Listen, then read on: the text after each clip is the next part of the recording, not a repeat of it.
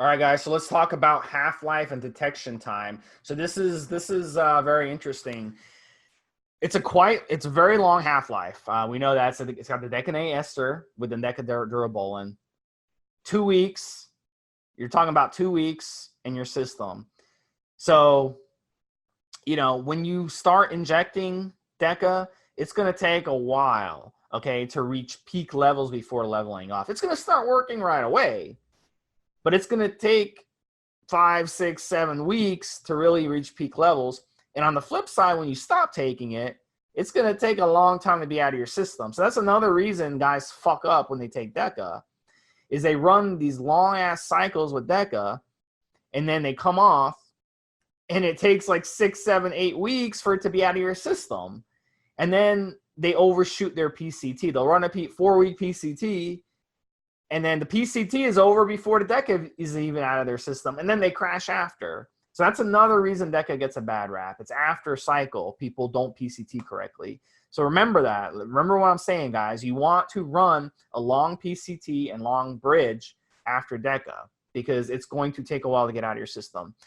Even worse is the detectable time. We're talking up to 18 months this stuff is detectable in your system. So if you're a tested athlete and you take Deca, you're pretty much fucked. And we saw that. Sean Merriman, he was an absolute beast. He was a defensive end linebacker, San Diego Chargers.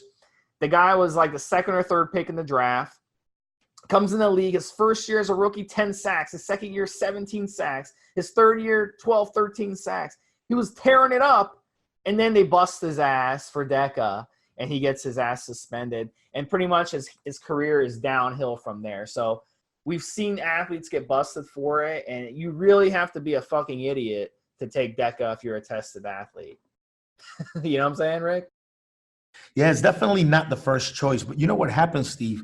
Since there's so many underground black market stuff out there, and Deca is really one of the cheapest steroids out there, you're going to find a lot of unscrupulous sources are going to switch out Deca for more expensive items.